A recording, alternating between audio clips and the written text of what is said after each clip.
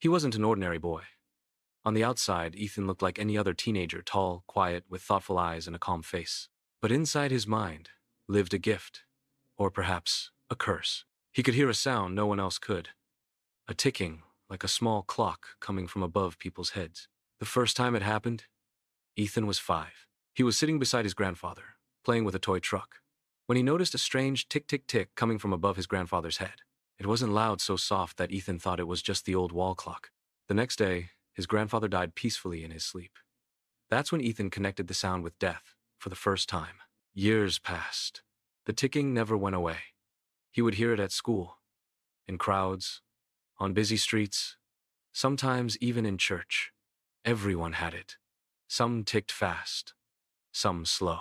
And once in a while, he would hear a ticking that suddenly stopped, and within minutes, that person would collapse, disappear, or die. He told no one. Who would believe him? Would they call him gifted or insane? Then, when he was 13, Ethan walked past an old homeless man sleeping near a bakery. The ticking above his head had already stopped. Ethan froze. His stomach twisted. He knew what was coming. A truck sped around the corner. The man stood up just as the vehicle crushed him. That night, Ethan cried into his pillow, haunted not by the sound but the silence. Over time, he learned to read the ticking like a language. Fast ticking meant days or hours. Slow meant years. Some people had clear, steady ticks, others sounded like time itself was gasping. Ethan wanted to help, but how could he? Walk up to someone and say, "Excuse me, I think you're about to die?" That would scare people or land him in a hospital. So he stayed silent, until one evening, Ethan came home and hugged his mother, and froze. Her ticking was barely there. Faint, slow, nearly gone. His hands trembled. "You okay, Mom?" he asked, trying not to show fear. "I'm fine, sweetheart," she said with a gentle smile. "Just tired today." That night, Ethan sat on the floor outside her bedroom, unable to sleep. Every few minutes, he'd listen again, and the ticking grew softer. He took her to the hospital the next day. Full body scans, blood work. The doctors found nothing. But Ethan already knew. 2 days later, the ticking stopped entirely. That evening, his mother collapsed in the kitchen. He rushed her to the emergency room.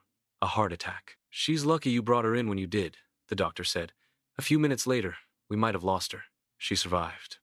Ethan sat beside her hospital bed that night, holding her hand, crying silently.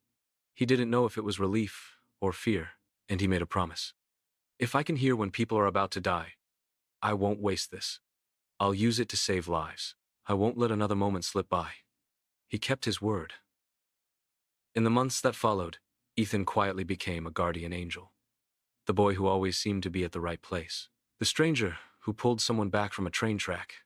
The teen who told a man not to take his usual route, saving him from a deadly car crash. Nobody knew how he knew. Some called it instinct. Others believed he was psychic. But Ethan never told the truth. One day, he was on a crowded city bus. A little girl, maybe 6 or 7, was sitting near the front, hugging a stuffed animal. As soon as Ethan stepped inside, he heard it. Her ticking was racing, like a time bomb. Without thinking, he rushed to her, grabbed her arm, and leapt off the moving bus. They hit the ground hard, scraped, bruised. Seconds later, the front of the bus exploded. Flames shot into the sky. Glass shattered. Screams followed. Ethan and the girl survived. News channels called him the miracle teen. Videos went viral. Reporters came knocking. People called him an angel. He avoided the cameras. He didn't want fame, only peace. But all gifts come with a cost. One quiet night, Ethan stood in front of the mirror brushing his teeth. He turned off the tap and heard something. Tick, tick, tick. He looked around. No one else was in the room. Tick, tick, tick, tick, tick. It was coming from above his own head. His legs weakened. For the first time in his life, he heard his own ticking. And it was fast. He sat on the bed, breath shaking. Was this real? Was his time running out? He wasn't sick. He had no enemies. He saved lives. Why now? Then his phone buzzed. A new message. "You interfered too much. You were meant to observe, not alter fate. Now, your time ends." No sender, no reply option. He stared at the screen. Down on the street, a black SUV pulled up in front of the house. A tall man stepped out, dressed in a black coat. His face wasn't visible. Knock knock. The front door. The ticking grew louder in Ethan's head. He slowly walked to the door. Opened it. No one there. Only a white envelope on the doormat. He picked it up. Inside was one sentence. You have 1 hour left. Use it well. He looked at the wall clock. 7 a.m. He didn't panic. He didn't cry. He smiled a calm, tired smile. Then he ran. Out the door. Down the street. Across the town. One last hour. 60 minutes. To hear as many ticking clocks as he could. One more child to save. One more stranger to help. One more soul to touch. To say goodbye to the world not in fear, but with purpose. And maybe, when his ticking finally stopped, he would welcome the silence.